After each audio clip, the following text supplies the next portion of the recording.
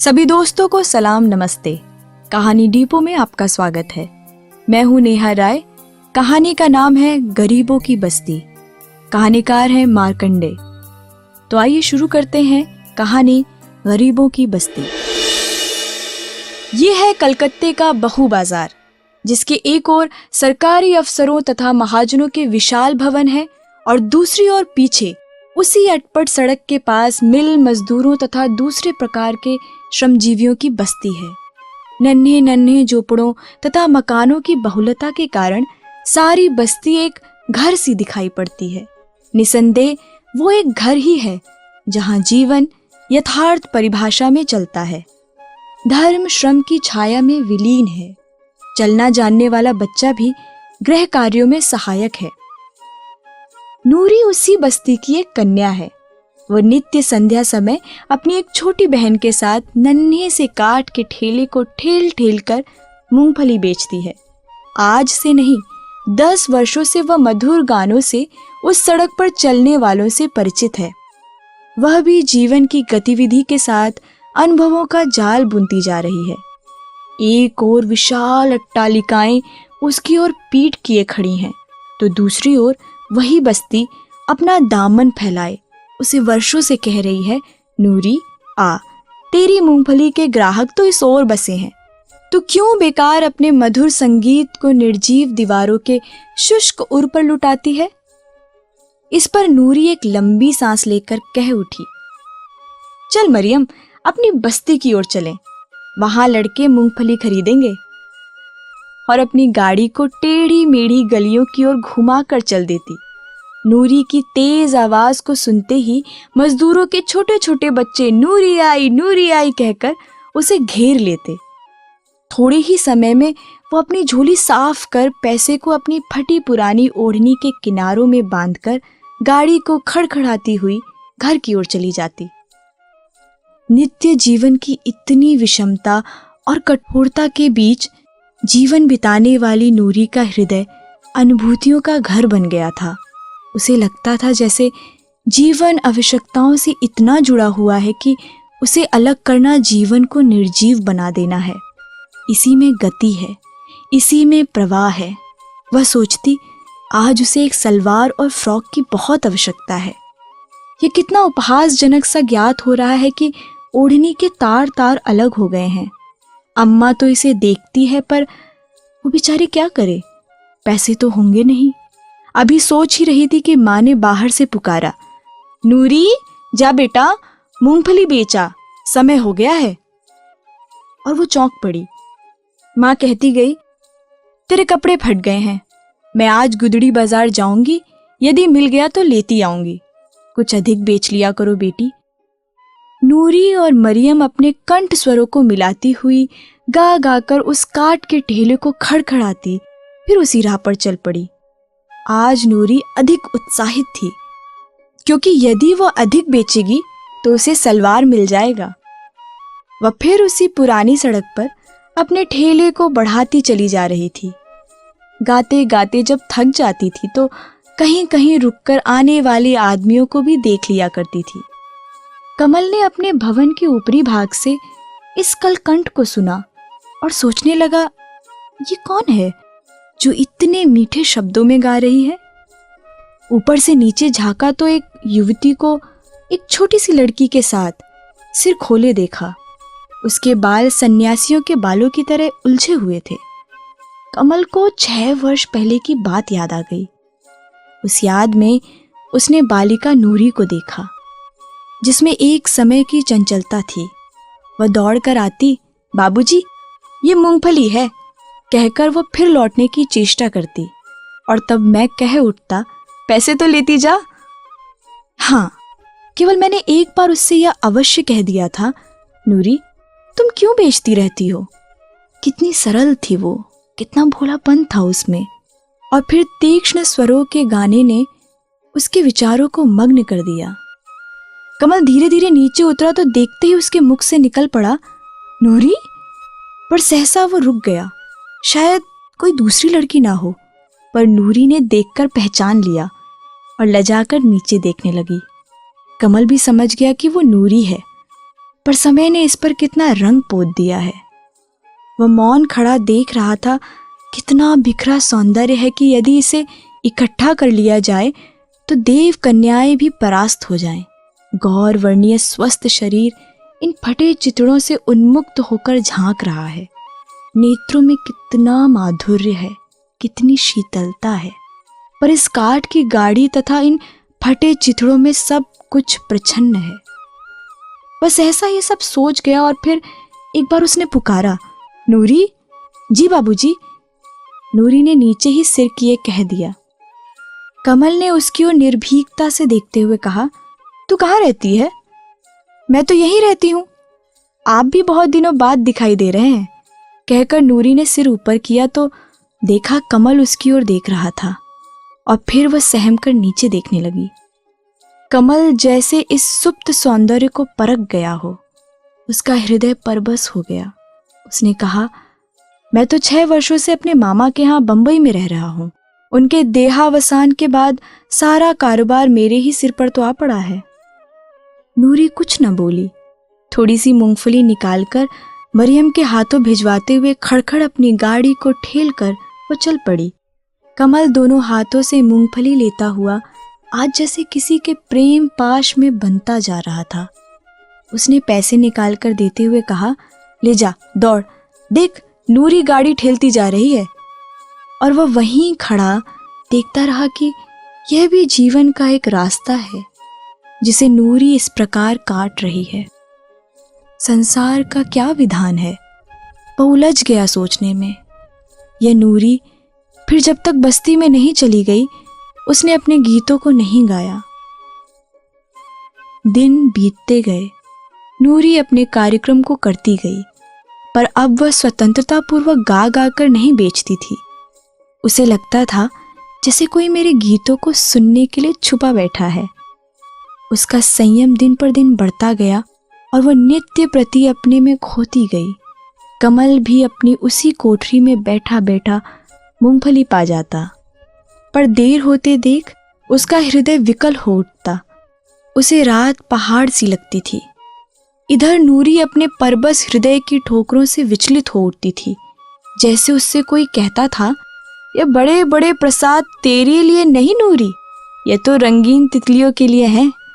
तेरा निवास तो वही तृण कुटीर है जिसने तुझे सुखपूर्वक जिलाया है। वह चौंक पड़ती और अपनी गाड़ी लेकर चली जाती। एक दिन जब संध्या के विशाल वक्षस्थल को बस्ती के नन्हे नन्हे घरों से निकलते हुए धुएं ने अत्यधिक धूमिल कर दिया था, कहीं कहीं दीपक अपनी क्षीण प्रभा से मुस्कुराने लगे थे। इधर नूरी अपनी मूंगफली बेचकर देर हो जाने के कारण शीघ्रता से गाड़ी दौड़ाए चली जा रही थी। उस बंगले के सामने पहुंचकर उसकी गति धीमी पड़ गई, पर वह रुकी नहीं, धीरे धीरे चलती गई। किसी ने धीरे से पुकारा, नूरी। वो शब्द पहचान गई और बोल उठी, जी बाबूजी। क्या तुम मुझे समझती हो? कमल ने संभल कर कहा, अच्छी तरह बाबूजी, और मैं आपको बहुत प्यार करती हूँ, पर बाबूजी मैं एक मुसलमान की लड़की हूँ। नूरी ने ना जाने कैसे यह एक सांस में कह दिया। कमल का हृदय उमड़ पड़ा। उसने कहा, नूरी, धर्म हमारे प्रेम की सीमा नहीं है, हमारे हृदय का कटघरा नहीं है। वह तो स्वयं इसी हृदय से पैदा होता है। और फिर मैं अपने घर का मालिक हूं, तू इसके लिए ना डर। नूरी ने अपनी सारी शक्ति बटोरते हुए कहा, बाबूजी मैं एक मजदूरिन की लड़की हूं और आप धनी हैं। कितनी विषमता, कितना द्रोह है।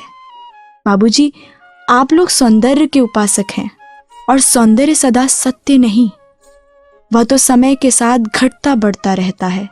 और इसीलिए रूप के उपासकों का प्यार भी सौंदर्य की धरती के साथ घटता जाता है।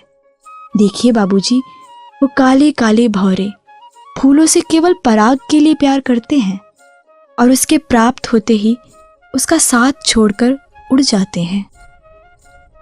कमल नूरी की भावपूर्ण वाणी में उलझ गया।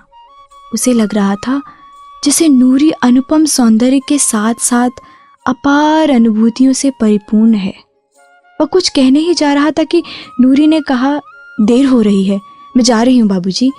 और वह बिना उत्तर पाए ही अपनी गाड़ी को ठेलती बढ़ गई और दूसरे ही क्षण अंधकार की काली दीवारों द्वारा कमल से अलग कर दी गई।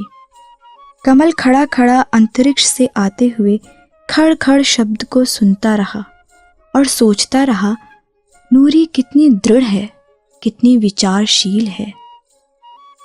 सारा बंगाल पैशाचिक नरसंहार का केंद्र बन गया था। चारों ओर हिंदू मुसलमान की भावना विषैली सर्पणी की भांति लोगों को डस रही थी।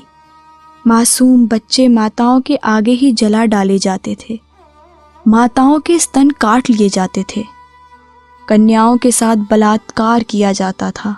चारों ओर घर घर में हृदय हृदय में सांप्रदायिकता का विषम ज्वर फैल गया था।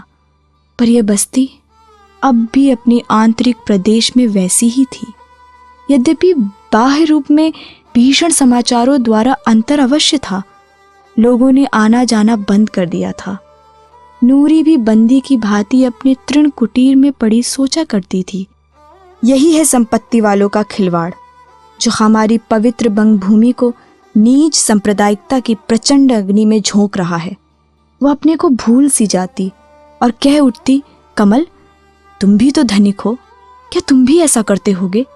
शायद तुम इस जीवन पर तरस खाते होगे, पर देखो, आंखें खोल कर देखो, कितना मधुर है ये। क्योंकि इसी दरिद्रता के कारण देश में फैले हुए बहुत से गरीबों का साथ हो पाता है, उनके दुखों को मनुष्य समझ पाता है। इसीलिए मैं कहती हूँ, रहने दो मुझे, मैं यहीं रहूंगी, मुझे यहीं जीवन मिलेगा। मैं कर्मों के बीच, संघर्ष के बीच जी लूंगी, मुझे क्षमा करो बाबूजी। और यही सोचते सोचते वह उसी कुटीर के तिनकों में अपनी दृष्टि बिखेर देती। वह यह सब सोच ही रही थी कि माँ ने बाहर से पुकारा, नूरी। नूरी उठकर दौड़ गई। जी अम्मा, कहकर उसने जब देखा तो जैसे माँ किसी संभावित विपत्ति के अनुमान से खिन्न हो उठी है और मरियम उसके कंधे पर हाथ रख के खड़ी है। माँ बोली, तुमने नहीं सुना बेटी? नहीं माँ, नूरी ने उत्तर दिया, हमारी बस्ती में भीषण रक्तपात की तैयारी हो रही है। चारों ओर से लोग इसे जला डालने के लिए प्रयत्न कर रहे हैं। मैं अभी गिरती पड़ती चली आ रही हूँ। पूछती नहीं मरियम से, लोग बस्ती को एक ओर से घेर रहे हैं। क्यों अम्मा? ये तो मैं भी नहीं जानती बेटी। मरियम ने मुंह लटकाते हुए कहा, तुम्हारे बाबूजी भी तो गुंडों के दल को ललकार रहे थे। कौन बाबूजी मरियम? नूरी ने विस्फारित नेत्रों से कांपते हुए कहा। बहन, वही बाबूजी, कहकर मरियम भय से रोने लगी। नूरी कांप उठी और सिर पर हाथ रखकर बैठ गई। माँ जैसे इन बातों को सुन ही नहीं रही थी। वह सोचती जा रही थी कि इतने में मार डालो, जला डालो के साथ साथ रोने चीखने के घोर स्वर से बस्ती गूंज उठी। माँ ने घबराकर कहा, नूरी, ओ नूरी, अब क्या होगा बेटी? नूरी हताश हो गई थी। उसने लंबी सांस लेकर कहा, क्या होगा माँ, चलो यहाँ से। और जैसे ही तीनों घर से बाहर निकली, गली में अपार भीड़ चीखती चिल्लाती प्राण रक्षा के लिए भागती जा रही थी। वे भी उसी में शामिल हो गईं। कोई गिरता था तो उसके ऊपर से 1000 आदमी दौड़ रहे थे और गुंडे अपने पैशाचिक कृत्यों द्वारा अपने हाथों को निरीह जनता के रक्त से रंग रहे थे और धर्म के मुंह पर कालिक पोत रहे थे। गली लाशों से पट गई। सारी बस्ती धू धू करके जल रही थी, जैसे धर्म की होली जल रही थी, मानवता की अर्थी जल रही थी। अम्मा और मरियम का कहीं भी पता नहीं था। वे कहीं दबकर समाप्त हो गई थीं। पर नूरी अभी भी कुछ लोगों के साथ दौड़ती जा रही थी। इतने में एक भीड़ ने उसे घेर लिया। लाठियां चलने लगी। किसी ने बढ़कर एक लाठी नूरी के सर पर मार दी और नूरी माथे पर हाथ रखती हुई गिर पड़ी। तेज रक्त की धार से उसका शरीर लथपथ हो गया। किसी ने पीछे से ललकारा, खूब किया, सलवार पहने थी। और बढ़कर देखा तो वो अपनी सारी चेतनाओं को फैलाकर चित्त लेट गई। वही फटा सलवार और फ्रॉक।